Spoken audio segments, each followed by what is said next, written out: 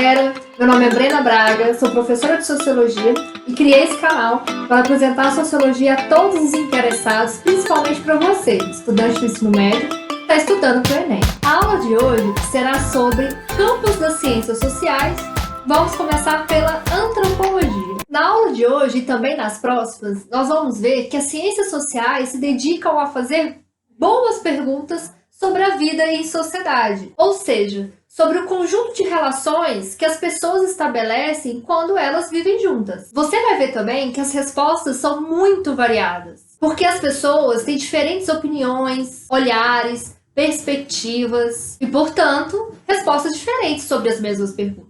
As ciências sociais são compreendidas por 3 disciplinas: a sociologia, a antropologia e a ciência política. Na aula de hoje, nós vamos começar falando sobre a antropologia. Antropologia vem do grego anthropos mais logos, que significa pensamento ou razão. E ela tinha como objetivo estudar todas as formas de cultura humana. Os antropólogos, que é o nome do profissional que estuda a antropologia, se dedicavam a tentar entender aquilo que era diferente ou que estava distante do que era próximo da sociedade em que eles viviam, seja geograficamente ou socialmente. Inicialmente, a primeira lição que nós podemos tirar da antropologia é de que nós sempre devemos duvidar de algumas certezas que geralmente surgem em determinadas conversas informais. Como, por exemplo, aquele povo ali é primitivo. Ou aquele ali é selvagem. O outro ali é simples. Nossa, que povo exótico! Com a antropologia, nós conseguimos perceber que essas classificações só servem para ordenar e classificar determinadas culturas de forma hierárquica, determinando quais seriam superiores e quais seriam inferiores às outras. Mas aí é que tá. Quem é que quer ser associado ao que é menor? Será que ser diferente ou distante é ser menor? A antropologia veio com a possibilidade de dar voz a esses outros, a essas outras culturas com as quais não havia esse contato. E nos permitiu ouvir desses outros o que eles pensam sobre sua própria cultura, o seu jeito de ser, como constroem suas crenças, como defendem seus interesses, como veem o seu entorno, de que forma obedecem ou desobedecem, como promovem a guerra ou então lutam pela paz.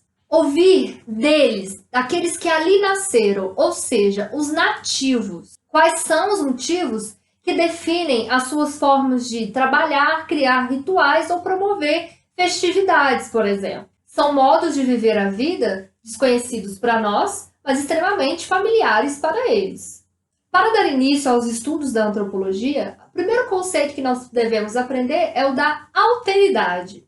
Alteridade vem do latino alter, que significa outro. É o exercício de reconhecer o outro em sua diferença, sem produzir qualquer juízo de valor. Em contraponto à alteridade, nós também temos um outro conceito que vai ser tradicional da antropologia, o etnocentrismo. Roque de Barros Laraia, antropólogo brasileiro, explica pra gente esse conceito. Ele vai dizer que o homem tem expendido grande parte de sua história na Terra separado em pequenos grupos, cada um com sua própria linguagem, sua própria visão de mundo, seus costumes, seus interesses e expectativas.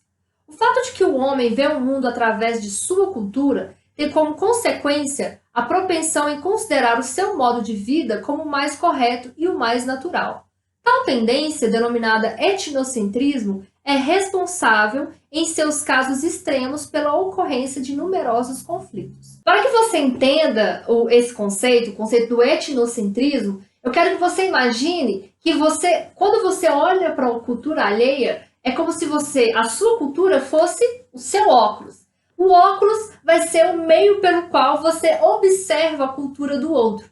Por quê? Porque é a partir disso que você vai interpretar essas formas de ver o mundo, essas formas de agir em sociedade. É a partir disso que você acha que algo é estranho, que algo é exótico, porque você tem os seus conceitos de cultura como aqueles que são gerais, aqueles que são os corretos, os mais elaborados. E a partir disso você tende a observar a cultura do outro como inferior, ou como diferente, ou como algo que está fora daqueles parâmetros que você considera ser interessantes ou ideais para viver em sociedade.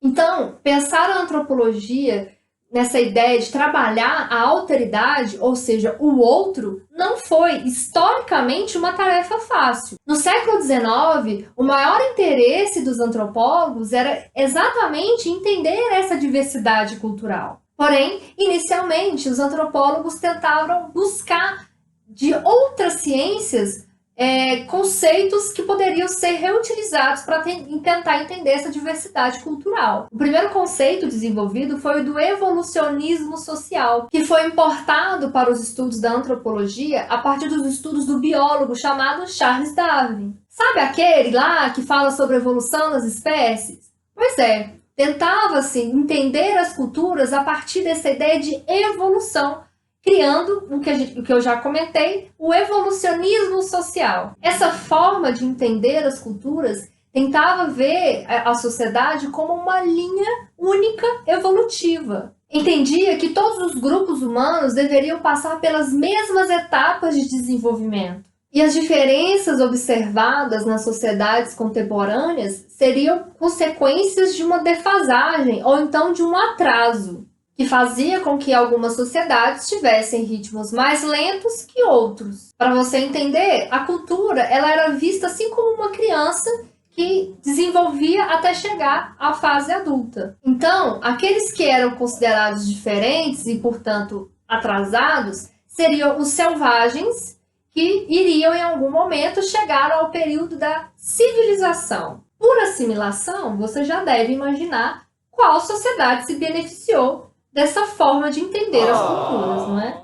Então, a sociedade europeia, nessa época, ela era considerada o que seria o topo da civilização, o padrão civilizatório, de forma que povos nativos das Américas, ou os aborígenes da Austrália, ou as tribos tradicionais da África eram vistos como mais atrasados ou então distantes dos padrões de civilização. Então, o conceito de civilização ele foi utilizado para classificar, justificar e julgar o domínio de determinadas culturas sobre as outras. E aí, o argumento seria de que cabia aos mais civilizados levar a civilização, ou seja, a evolução, aos mais primitivos ou selvagens. E é aí, quando se trata a humanidade como etapas de desenvolvimento, é que se cria essa noção de raça. O conceito de raça, inicialmente, vai ter uma série de fundamentações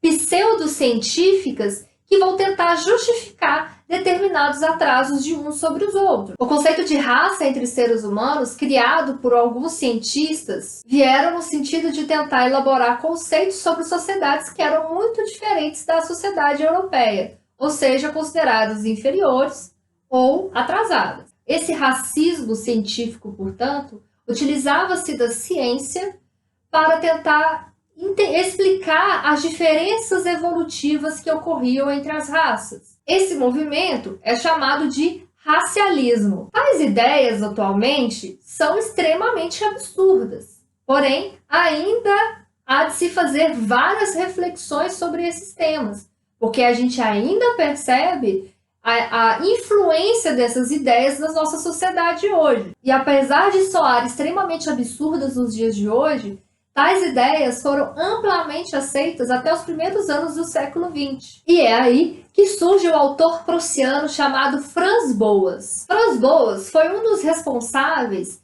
pela superação desse racismo científico em oposição ao etnocentrismo. Ele criou, portanto, o conceito de relativismo cultural. Ele defendia uma compreensão relativista da diversidade humana, afirmando que as diferenças entre as sociedades eram culturais e não biológicas. Isso porque cada ser humano percebe a sua sociedade sob o ponto de vista da sua própria cultura. E aí, Boas dizia que com o relativismo cultural, para compreender o outro com base em seus costumes, era necessário não estabelecer essas diferenças de forma hierárquica, classificando as sociedades como superiores ou inferiores. Então, enquanto os evolucionistas falavam em uma sociedade humana no singular, em diferentes etapas de desenvolvimento, o relativismo cultural fala em culturas humanas, no plural, a partir da sua diversidade cultural. Nesse sentido, Boas fundou um movimento que chama culturalismo. O culturalismo vai ser uma forma de pensar a diversidade humana em que noções de bem e mal, de certo e errado, assim como outros juízos de valores, são relativos a cada cultura. Por isso a ideia de relativismo cultural. Ele traz, então, uma nova maneira de entender a alteridade. E aí, portanto, vai ser um novo ponto de partida para que a gente possa entender a diversidade cultural. Por exemplo, quem já ouviu falar que os alemães são muito reservados, ou que os brasileiros são muito expansivos, ou então que os japoneses são muito disciplinados? E aí, essa constante troca de conhecimentos gera o que a gente chama hoje de identidade cultural. A identidade cultural vai ser aquela característica que marca determinados grupos sociais que compartilham ideais, valores, costumes, comportamentos formados ao longo de sua própria história. A identidade cultural de um grupo, indiferente do seu tamanho, é de extrema importância para o seu reconhecimento social e político e assenta-se em ideias e representações sociais. Isso porque, em diferentes grupos, podem existir várias afinidades, mas também muitas disputas. Um exemplo que posso citar aqui é o filme brasileiro Cidade de Deus, produzido em 2002. Inspirado no romance de mesmo nome, escrito pelo jornalista Paulo Lins, e que se baseia em notícias de jornais sobre a comunidade carioca que dá nome às obras. O jovem protagonista Buscapé enfrenta diferentes crises, entre elas a de identidade cultural. Ele é morador da Cidade de Deus, pobre e negro. Ao começar a trabalhar para um jornal, passa a conviver com um grande número de pessoas brancas da classe média do Rio de Janeiro. O filme mostra diversos momentos da sua vida, mas há um em que ele se questiona se deveria ficar de um lado ou de outro, isto é, se estaria se identificando mais com um grupo ou com outro grupo. Se você tiver a oportunidade, dá uma olhadinha nesse filme e tente exercitar a sua imaginação sociológica, tema que a gente já conversou na aula anterior. E aí você vai perceber que é a partir dessa identidade cultural que nós construímos a ideia do eu, do nós e dos outros. E a forma como fazemos isso, muitas vezes, evidencia as fronteiras que existem entre as classes socioeconômicas, grupos étnicos, gênero, ou também há outros fatores, como o bairro onde moramos, os programas de TV que gostamos, o tipo de roupa que preferimos, etc. Por meio desses e muitos outros elementos combinados, é que nós identificamos os semelhantes e os outros nas pessoas em que compartilhamos a vida em sociedade. E aí, historicamente, foi gerado uma diferenciação extrema de incompreensão do outro através das teorias sociais racistas, ou o que a gente já comentou, o racialismo. O racialismo tentava trazer explicações imediatas sobre as diferenças sociais e políticas que existiam e que existem até hoje. Nesse sentido, é extremamente importante o nosso senso crítico ao olhar para a história, pois a gente pode, a partir disso, entender que a Europa precisava justificar as suas ações imperialistas na África e na Ásia e também as suas ações colonizadoras das Américas, principalmente quando subjugaram os negros e os índios, obrigando-os ao trabalho doméstico e à lavoura. Essas pessoas, encontradas nesses territórios com culturas completamente diferentes, eram então vistas como selvagens, inferiores e não evoluídos. Para dar base às suas ações imperialistas e colonizadoras, a Europa então cria várias teorias raciais: arianismo, darwinismo social, evolucionismo social e a eugenia. Vou apresentar para vocês, então, uma tabela para que vocês possam, se possível, anotar aí nos seus cadernos e entender como essas teorias são capazes, até hoje, de exercitar alguma influência nas ideias racistas que ainda existem na nossa sociedade. O arianismo, liderado pelo filósofo francês Joseph Gobineau, classifica uma população em limpos de sangue e infectos. Justificava a desigualdade entre os seres humanos e advertia contra o cruzamento de raças. O darwinismo social, liderado pelo naturalista britânico Charles Darwin, defende a sobrevivência dos mais aptos, inspirados na teoria de seleção natural das espécies de Charles Darwin, afirmando que só os mais capazes deveriam sobreviver. O evolucionismo social, liderado pelo filósofo inglês Herbert Spencer, trabalha com o conceito de evolução da humanidade, dividindo os indivíduos em categorias como selvageria, barbárie e civilização. Essa teoria pensava a espécie humana como única, com desenvolvimento desigual e diferentes formas de organização. Para seus teóricos, a sociedade europeia tinha atingido o progresso, ponto máximo da evolução, a civilização, enquanto povos menos evoluídos eram considerados primitivos. A eugenia, liderada pelo francês Francis Galton, defendia a pureza de raças, defendia a seleção pelo Estado de jovens saudáveis e fortes, aptos para procriar seres mais capazes, acreditando ser possível a purificação da raça. Essa teoria chegou a propor a esterilização de doentes criminosos, judeus e ciganos. Essas ideias inspiraram as terríveis experiências pseudocientíficas de Hitler na Alemanha. Então, como já dissemos, essas teorias, apesar de ultrapassadas, ainda exercem influência na nossa sociedade hoje. E muita, não é mesmo?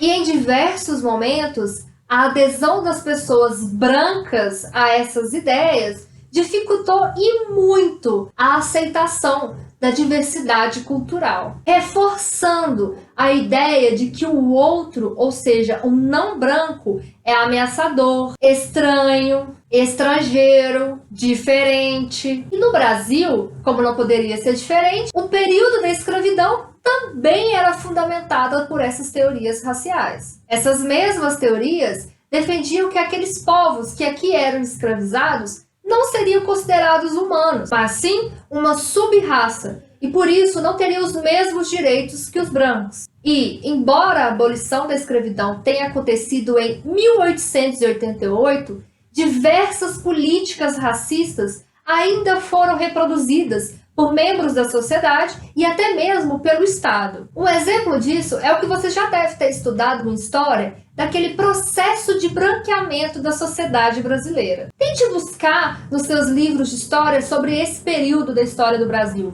Várias novelas, vários filmes tentam retratar esse mesmo período. Em resumo, esse período foi marcado por um grande incentivo dado pelo próprio governo para que ocorresse a migração dos povos europeus para o Brasil. E aí, para cá vieram esses povos com a mão de obra semi-escrava. Isso permitia que os proprietários de terras não precisassem contratar mão de obra ex-escrava, coisas que eles se recusavam a fazer. Isso porque, apesar de já ter acontecido a abolição da escravidão, as pessoas ainda acreditavam, ainda tinham essa concepção de que ser humano só poderia ser aquele considerado semelhante, ou seja, o branco. Os trabalhadores libertos, então, ficaram à margem da sociedade. E aqueles migrantes que recém-chegados tinham mais direitos que eles, podendo até mesmo comprar terras, coisa que, mesmo que não fosse vetado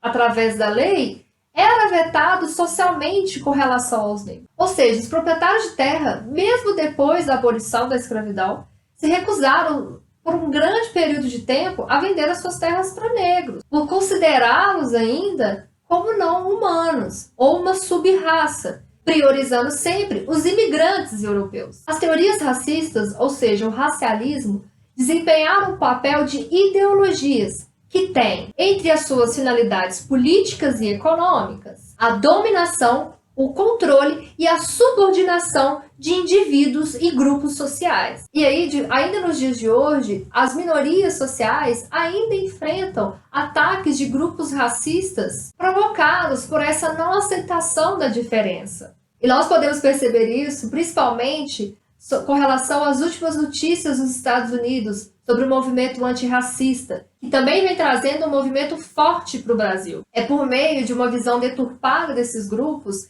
que se atribuem uma ideia de superioridade cultural. Dessa forma, uma pessoa se identifica não só com seu nome ou sobrenome, mas também com relação a marcadores coletivos sociais, como a nacionalidade, se brasileiro ou francês, a profissão, se sociólogo ou dentista, o fenótipo ou aparência, se é ruivo ou se é negro, entre outros. E a nossa associação com esses marcadores também se relaciona diretamente com o contexto em que nós vivemos. Então, gente, por hoje é só.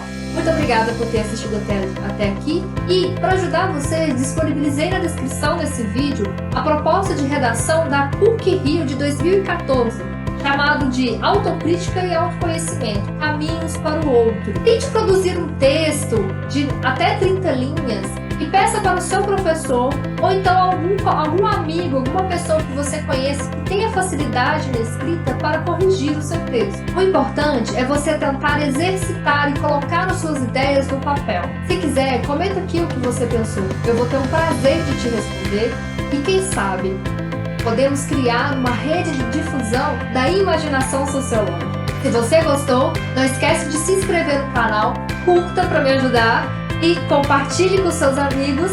E até mais! Um grande abraço, tchau!